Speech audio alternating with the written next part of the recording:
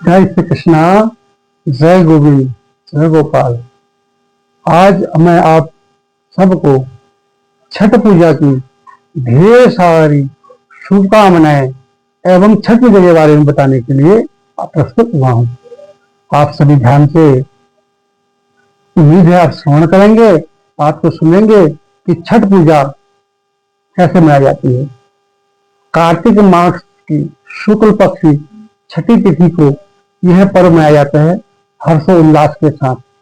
खासकर बिहार, झारखंड, पश्चिम बंगाल, नेपाल का तराई इलाका और पूर्वी उत्तर प्रदेश में यह पर्व धूमधाम से मनाया जाता है। हालांकि ये पर्व ये धर्म विशेष का नहीं है। ये पुत्र प्राप्ति के लिए ये व्रत किया जाता है। संतान जिसकी नहीं हो रही है उनके संतान के लिए और संतान की दीर्घायु के लिए, और उसके उपरांत तो विशेष कामना के लिए, सिद्धि के लिए कार्य व्रत किया जाता है। 4 दिन का एक बहुत विशेष पर्व है। एक खासकर पर्व जो है छठी मैया के नाम से मनाया जाता है। तो छठी मैया भगवान सूर्य की बहन है। छठी मैया जो है एक बार अदिति के पुत्र प्राप्त नहीं हुए थे, तो उसे पुत्र प्राप्ति के लिए छठी मैया का व्रत किया था। तो छठी मैया के व्रत की कृपा से अदिति को भगवान आदित्य देव सूर्य महाराज जी का जो है पुत्र प्राप्त हुए थे। इसलिए छठी मैया को भगवान सूर्य की बहन भी कहा जाता है। इसमें विशेष पूजा भगवान सूर्य की है और छठी मैया है। इसको इसमें छठी कहा जाता है। हमारे नवरात्रि में जो छठा नवरात्र होता है वो होता है माँ कात्यायनी, इसे कात्यायनी भी कहते हैं। और हर बच्चे के जन्म के दिन छठी जो पूजा होती है इसी माँ की पूजा होती है, छठी माता ये छठ पूजा करते हैं बिहार में, और ये छठी माया पूजा है। इस कथा का पारंपरिक मैंने तो बताया को बिहार झारखंड ऐसा नहीं है। इसका वेदों में, पुराणों में और महाभारत में, रामायण में भी इसका वर्णन है। इसकी कथा पुराणों में कहते हैं एक प्रियव्रत के राजा थे जिनकी पत्नी का नाम मीमांसा था। उनको पुत्र प्राप्त नहीं हुए। राजा थे, धन था, तो पुत्र प्राप्ति की कामना से उन्होंने भगवान काश्यप ऋषि मुनि के संदिग्ध में पुत्र प्राप्ति के लिए यज्ञ किया। यज्ञ की खीर जो है अपनी पत्नी को खिलाया। उससे उनको पुत्र तो हुआ लेकिन मृत्यु पुत्र हुआ, पुत्र मरा हुआ प्राप्त हुआ। राजा बहुत दुखी बेचैन होकर के अपने पुत्र को शमशान घाट में ले गए अंतिम क्रिया करने के लिए। मन में सोचा कि अब मैं क्या करूंगा जी करके, जिसके लिए यज्ञ किया, अब मेरा पुत्र मर गया, मैं जी के क्या करूंगा।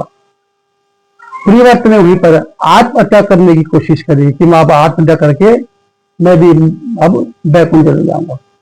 उसी वक्त में वहां पे छठी मैया ने उनको दर्शन दिए और कहा, हे प्रियव्रत राजा, तू मेरा व्रत कर, कार्तिक मेरा व्रत कर मास में, और इसकी और लोगों को भी प्रेरणा दे करने की, क्योंकि वह अवश्य तुझे पुत्र प्राप्त होगा।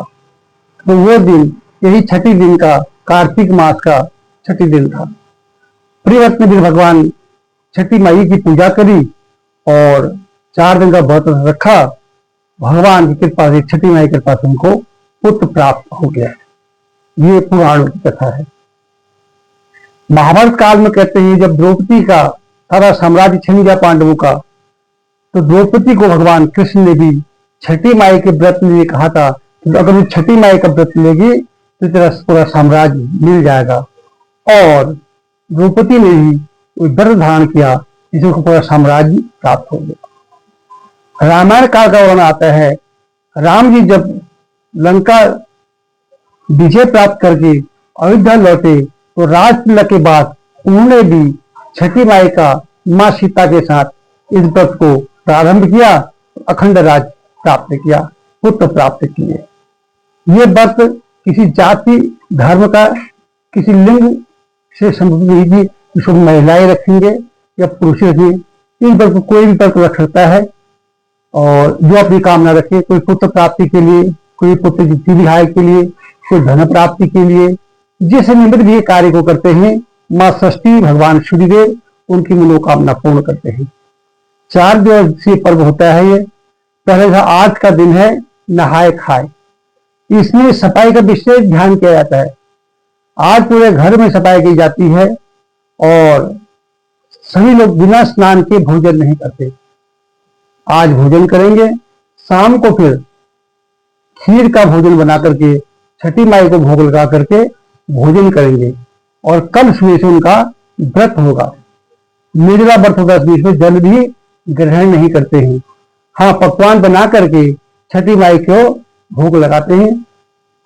तीसरे दिन शाम को सूर्य के अस्त होने पर उनको दूध का अर्घ दिया जाता है।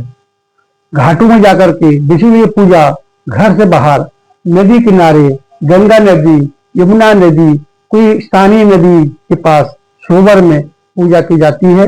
वहां छठी माई की वेदी बनती है और वहां उनको विशेषकर गन्ना गुड़ के पकवान और विशेष महत्व मतलब है, सूप है, टोकरी है, उन सारे सामान फल फूल मिठाई रख करके छठी माई को पूजा की जाती है।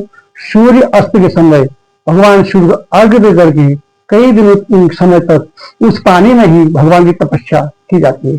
पौराणिक कथा तो यह है कि पूरे रात भर उसी जल में भगवान का भक्ति करके ध्यान करके जब सूर्य नारायण उदय हो तब उनको जल दे करके जल से बाहर आना होता है। पर समय स्थान और अभाव से लोग वाग अब कुछ घंटे सूर्य अस्त से पहले रहते हैं और फिर सूर्य उदय के समय 2 घंटे पहले रह करके इसको वो पूर्ण करते हैं।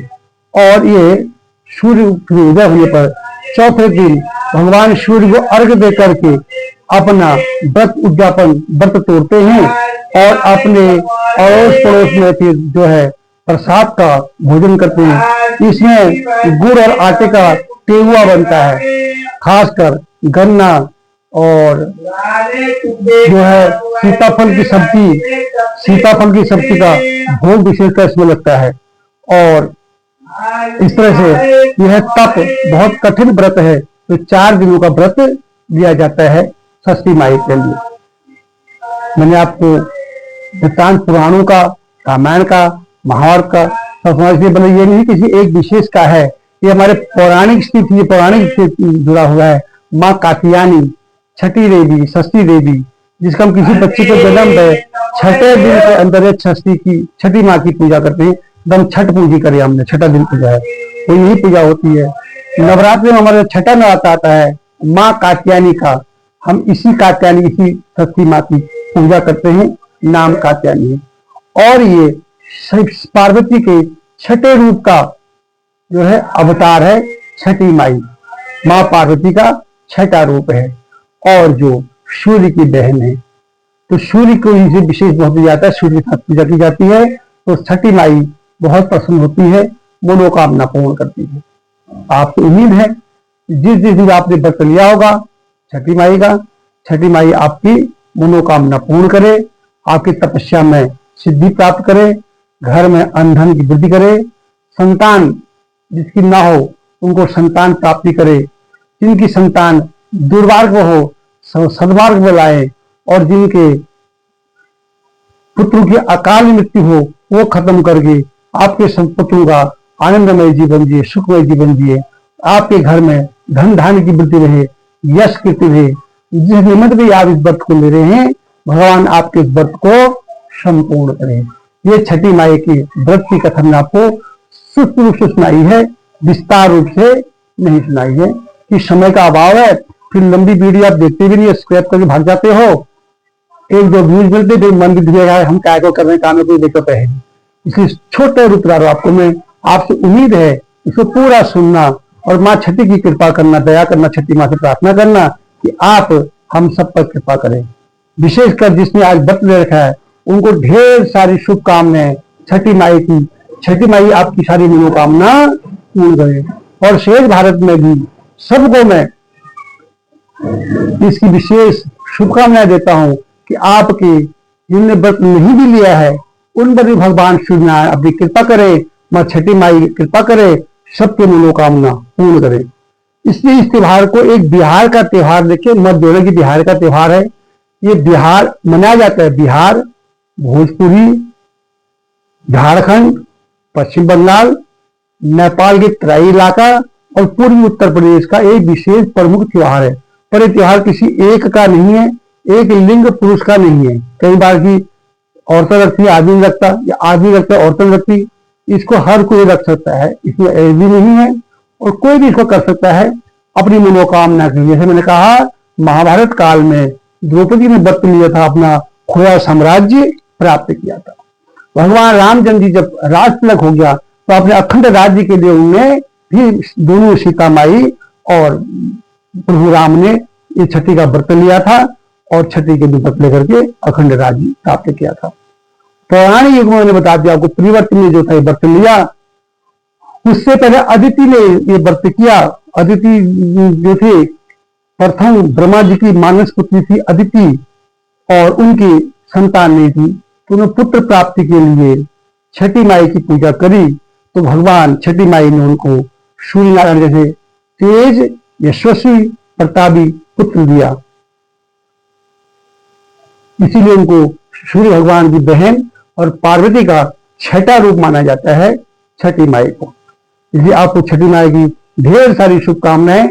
आपकी तपस्या प्रसन्न हुए, लगे रहिए, मैंने प्रसन्न होकर छठी माई की पूजा कीजिए और फिर मिलेंगे अगले त्योहार में। आज इतना ही। छठी माई के बनी रहे। जय श्री कृष्णा, जय गोविंद। और जो भी आपको और जानकारी लेनी हो मुझे कमेंट्स करना, बताना अपनी मेरी वीडियो कैसा लगा। जब बताओगे तब आगे हम इसको काम करेंगे। मैं सनातन के लिए कार्य कर रहा हूँ। सनातन के लिए हम ये आहुतियां हैं, आप भी दीजिए, इसमें आहुति दीजिए जो सुधार करेंगे। मेरे चैनल को लाइक कीजिए, सब्सक्राइब कीजिए, शेयर कीजिए। आपको मैं हर पल में नई नई जानकारी आपको दूंगा। तब तक के लिए जय श्री कृष्णा, जय गोविंद, जय सत्य सनातन।